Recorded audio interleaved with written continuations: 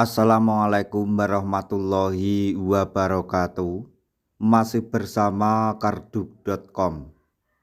Pada video kali ini kami akan menyampaikan informasi penting terkait dengan hak dan kewajiban tenaga honorer yang telah diangkat menjadi P3K paruh waktu, yaitu info resmi.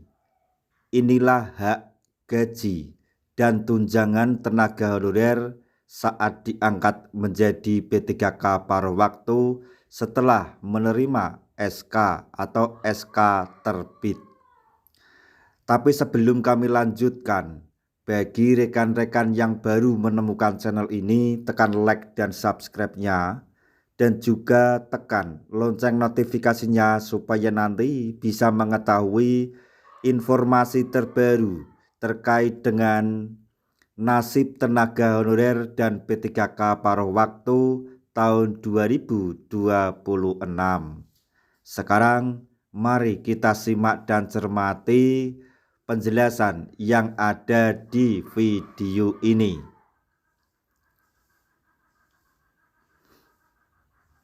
P3K paruh waktu kini memiliki dasar hukum yang lebih jelas setelah terbitnya keputusan Menpan RB dan pedoman dari BKN. Meski demikian, besaran hak dan fasilitas yang diterima tetap dapat berbeda, tergantung kebijakan instansi serta kemampuan anggaran daerah masing-masing. Setelah SK terbit, P3K paruh waktu berhak menerima upah atau kompensasi. Besarannya ditentukan oleh instansi pengangkat dan ketersediaan anggaran. Besaran gaji ditentukan sesuai kemampuan Pemda atau pemerintah daerah masing-masing, kata Kepala BKN Profesor Zudan Fakrullah, dikutip Ayo Bandung pada hari Rabu tanggal 17 Desember 2025. Dalam regulasi disebutkan adanya jaminan upah minimal yang umumnya disesuaikan dengan UMP atau UMK atau besaran honor sebelumnya saat masih berstatus sebagai non-ASN atau masih menjadi honorer. Karena itu, nominal gaji bisa berbeda antar daerah dan jabatan. Selanjutnya, soal tunjangan yang berpotensi diterima atau yang akan diterima oleh P3K paruh waktu. P3K paruh waktu berpeluang menerima tunjangan antara lain tunjangan pekerjaan atau jabatan, tunjangan transportasi atau fasilitas kerja, kemudian THR jika dianggarkan instansi. Namun, jenis dan besarannya sepenuhnya bergantung pada kebijakan instansi atau pemerintah daerah. Oleh karena itu, penting untuk mengecek isi perjanjian kerja dan bertanya langsung ke BKPSDM atau bagian kepegawaian. Selanjutnya yaitu P3K paruh waktu mendapatkan perlindungan sosial.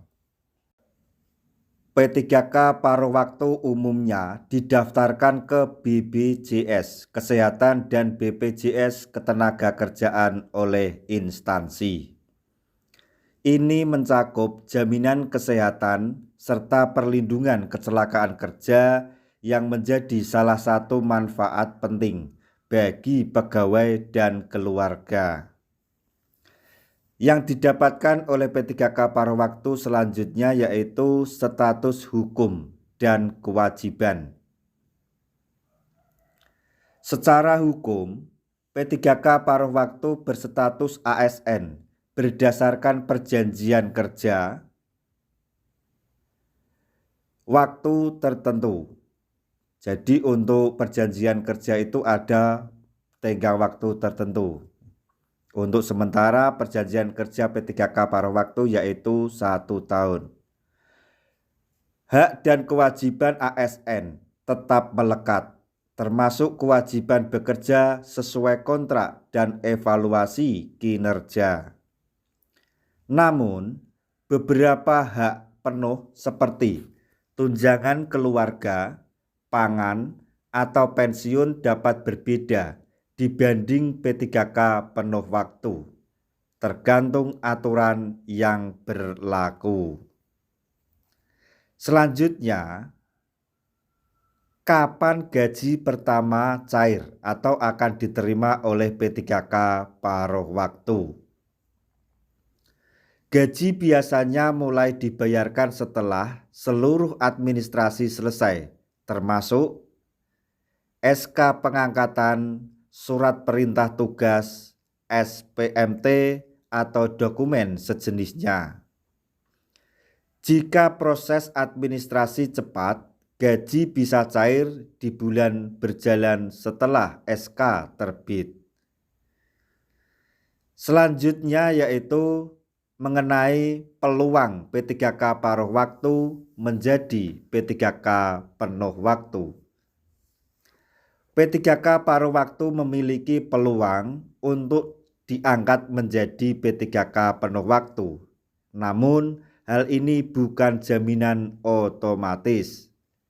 Hal tersebut atau peralihan status P3K paruh waktu menjadi P3K penuh waktu ada beberapa faktor yang diperlukan, seperti evaluasi kinerja, kemudian ketersediaan formasi, kemudian ketersediaan anggaran daerah masing-masing atau daerah tersebut. Maka kalau tersedia 3 faktor tersebut, maka P3K paruh waktu dapat dialihkan menjadi P3K penuh waktu.